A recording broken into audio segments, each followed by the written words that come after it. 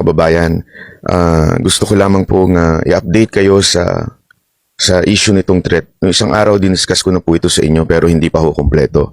Dahil akin po itong So, hello mga karakard.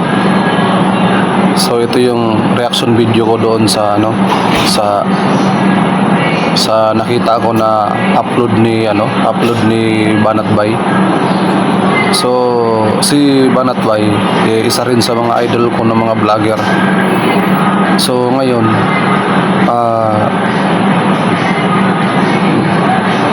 nakakatakot pala sobra yung banta sa buhay niya.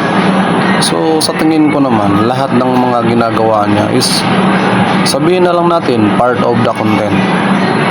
Yun nga lang, may mga nasagasaan siya siguro na nasa politiko, kaya ayun, binabantaan yung buhay niya. So nagtataka lang ako kasi maraming nagko-content dyan, nagmumura pa, sinisiraan si BBM, sinisiraan si Duterte, kung ano-anong paninira nila sa dalawang panig para lang sa content nila. So ayan, darating din ng araw siguro na baka tutukhangin din sila sa mga content nila. Kasi tayo mga vlogger, dapat dahan-dahan lang tayo. Huwag nating hayaan na nang dahil sa content mo mapapahama ka. Kasi baka matulad ka sa kay Lapid. Yan, kusa na lang tinira. Yan, si Banatbay naman, ayon sa kanya, may nagbi-message sa kanya na yun nga, dudukotin siya. Kaya kawawa naman yung vlogger na hinahangaan ko sa katapangan. Yun nga lang, kung minsan yung mga katapangan kasi dapat idadaan natin sa lugar. Huwag nating hayaan na darating sa punto na mapapahamak tayo. Kasi katulad doon, nung isang araw may nakita ako na isang babae na yun nga, nagmumura kay Duterte. So hindi mo rin alam kung sino yung nasa panig ni Duterte. Hindi mo alam na yun pala yung mga panood doon, kapitbahay mo. Hindi mo alam na yung kapitbahay mo isa pala sa DDS yan, diba? Kung paano kung totoo yung mga DDS ni Tatay Digong na nandyan sa kapitbahay mo, magugulat ka na lang, bulagta ka na, damay pa pamilya mo, diba? Kaya wala namang problema na mag-content para sa akin po to, no? So sa lahat ng mga panood nito, ito yung kwento lang sa akin na sana mag-ingat lahat. Huwag basta-bastang magmumura sa social media, mumurahin mo in actual, nag-upload ka na mumurahin mo. Sana magiging aral na sa lahat na yung karanasan ni Banatbay. Buti sana kung katulad kay Banatbay, may pira na, kahit papaano meron na siyang pangtusto sa sarili niya, magkaroon siya ng bodyguard. Paano kung sa mga katulad lang sa simpleng vlogger na katulad natin? Yung iba dyan, grabe pag nag-content, minumura lahat, presidente, lahat minumura. Ngayon, hindi mo alam kung sino doon ang nasa panig ng malay mo, habang naglalakad ka, nandyan na pala sila. Diba? Kaya dahan-dahan lang sa content. Kumbaga, yung content na gagawin natin, kumbaga, both parties, hindi yung one-sided ka lang. Diba? Kasi kasi si BBM binoto ko yan. Diba? Dahil mataas ang expectation ko ng pagbabago. Diba? Pero isa rin akong Bisaya, taga Mindanao din ako. So wala akong tutol sa hangarin nila. Sa totoo lang, ang nagpapasira sa lahat dito sa dalawa na to, itong mga vlogger na kanya-kanyang content na paninira, kwentong dinadagdagan, kwentong pinapahaba, kwento na kung ano-ano na walang kwenta. Kaya tuloy nagkakasiraan. Yan, may bias media na nga, dumagdag pa yung mga lintik na vlogger na to. Kaya nagkadamay-damay na. Ayan, diba? Gusto nyo bang matulad kay Banatbay?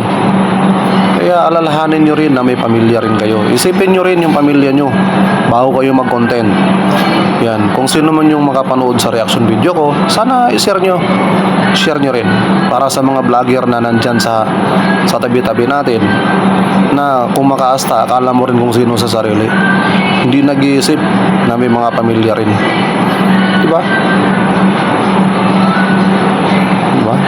Buti sana kung paglabas mo ng bahay mo, naka-bullet proof yung sasakyan mo. Parang si Idol Rapi Tulfo. Yan, kahit sino minumura. Kasi naka-bullet proof. Hindi natin alam, naka-bullet proof din yung katawan niya. Diba? Isang katutak na bodyguard. Buti sana kung ganun. Diba? Katulad yung isang lalaki na napanood ko sa social media. Minumura din si Tatay Digong. Diba? Walang ganun. Kung ayaw nyo na sa kanila, wag nyo silang mumurahin. Pakiusap. Kung ayaw nyo sa dalawang presidente natin na nag-aaway, wag nyo silang mumurahin. Gumit na lang kayo. Diba? Magko-content lang kayo. Ipapahamak nyo pa sarili nyo. Mga gunggong. Diba? Gunggong kayong mga vlogger kayo eh. Pras-pras tayo vlogger, pero idaan nyo sa tama na hindi kayo mapapahamak. Diba? Ang gusto nyo mag-viral, kumita, pero hindi nyo alam sa likod nun kapahamakan ng dala sa buhay nyo. Diba? Aanhin nyo yung malaking sahod sa YouTube kung mawawala ka rin. Diba? Kung pamilyado ka, ang makikinabang sa'yo, di si kumare mo, si kumpare mo. Diba? Alalahanin natin mga ka-vlogger dyan, huwag mag-content ng naaayon sa kapahamakan. Isipin ng maigi ang bawat binibitawan na salita. Diba? Isipin ng mabuti. Hindi yung pag nagko-content ka, mumurahin mo sila. Kung sino-sino, minumura mo. Diba? Sinasabi mo, magnanakaw sila. Wala ka namang napatunayan. Content mo lang yan. Diba? Sinasabi mo, mamamatay tao sila. Wala ka rin napapatunayan kasi content mo nga lang yan. Maraming ganun sa social media. Kaya isipin nyo ng maigi. Huwag nyo hayaan na mapapahama kayo kasama pamilya nyo. Yan, so hanggang dito na lang po yung reaction ko doon sa sa sinabi ni Banatbay. Idol Banatbay, ingat ka lang. Yan, kasi nandyan na yan, nangyari na yan, ingat ka lang. Kaya nakikiusap po sa lahat ng mga nagko-content dyan na nagmumura sa social media. Dandahan kayo guys. Isipin nyo rin yung buhay nyo. Okay? So, sana sa lahat ng makapanood nito, sana makarating ito sa kung saan-saan. At mag-comment lang kayo guys para alam natin na itong video na pangyayari ni Banatbay ay nakakarating din ito sa gobyerno natin, na mayroon na palang isang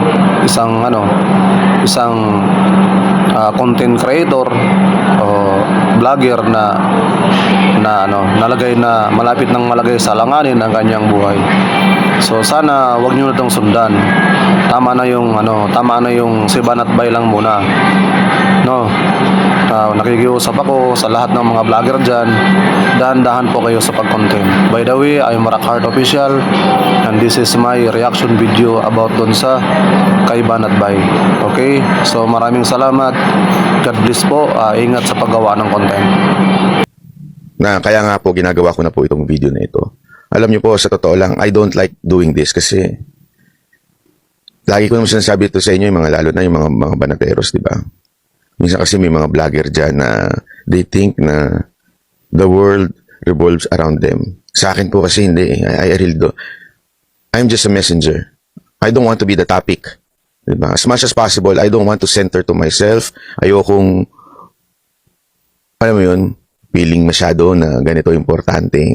Hindi ko yan tipo dahil isa lang akong tao. I mean, compare sa ilang milyong mga Pilipino, ano ba naman ako? Yun lang lagi nasa isip ko. Well, OA yan, ganyan. But last night, I received a very concrete news. Ito kasi yung konteksto nun. You can check, you can verify if you want. Before, noon pa, wala pa sa politics, medyo pumasok po ako sa isang ahensya ng gobyerno. Just to be, to be honest, sa NBI po. Although it was not an organic, I made some friends. Siyempre, meron tayong mga makikilala.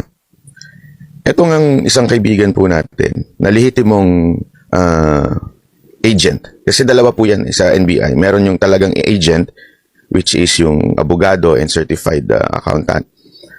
Yan ho yun, yung mga lehitimong organiko. Lehitimo naman din ito isa. Yung isa naman yung confidential agent. Usually ho, itong mga confidential agent, wala akong sahod dyan. Okay? Sila ho talaga yung usually tumatrabaho doon sa mga nababalitaan natin na hindi magaganda.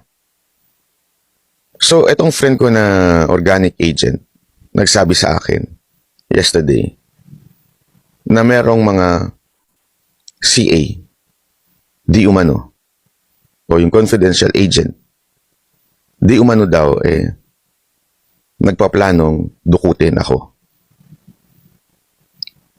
Utos daw ito ng kanilang isa sa mga boss. Hindi ko na lang po papangalanan kung sino po ito. Pero alam ko namang may idea na kayo. Alam mo, hindi na biro, nagtanong-tanong na ako kasi gawain po talaga ng iba yan, ng mga ibang tiwaling. Hindi ko lahat ng confidential agent tiwali. Ako po ay naniniwala pa rin po sa ahensya, sa NBI.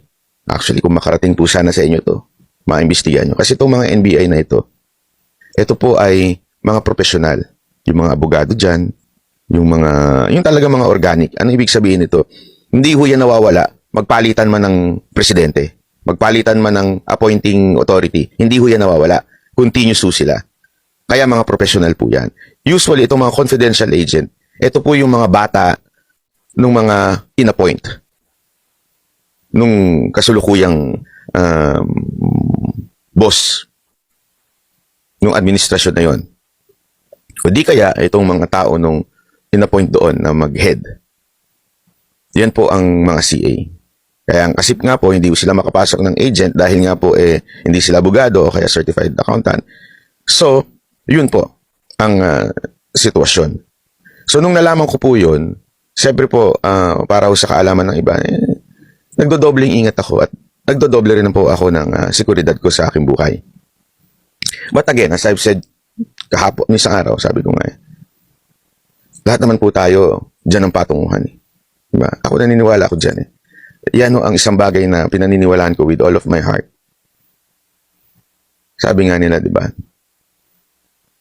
To live is Christ and to die is gain. So hindi po ako natatakot. As a matter of fact, I'm okay. Bakit po? Di tapos na ang problema sa mundo na ito, kasama mo ng Panginoon. Again, I'm not, ulitin ko, hindi ko po sinasabing ako'y banal, pero tinanggap ko ang kapatawaran na binigay ni Kristo sa akin. At ako, yun ay sapat na para maging secure ako sa aking eternity.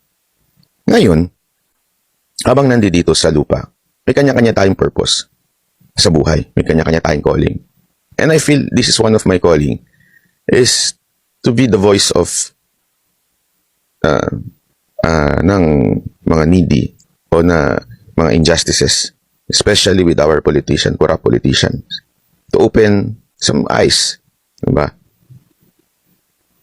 Kaya nga po, just in case lang, something happened to me. Although again, dinoble ko po. So yung mga mahal ko sa buhay, wag po kayo mag-alala. Just in case lang po, ito lang yung video na ito, i-share ninyo, i-play ninyo na magkaalaman kung sino talaga ang yumare. Kasi ito ho, hindi na ho ito kwento-kwento, hindi na ho ito marites. Ito po ay narinig ko na po mismo doon sa kakilala natin sa loob. At doon naman sa mga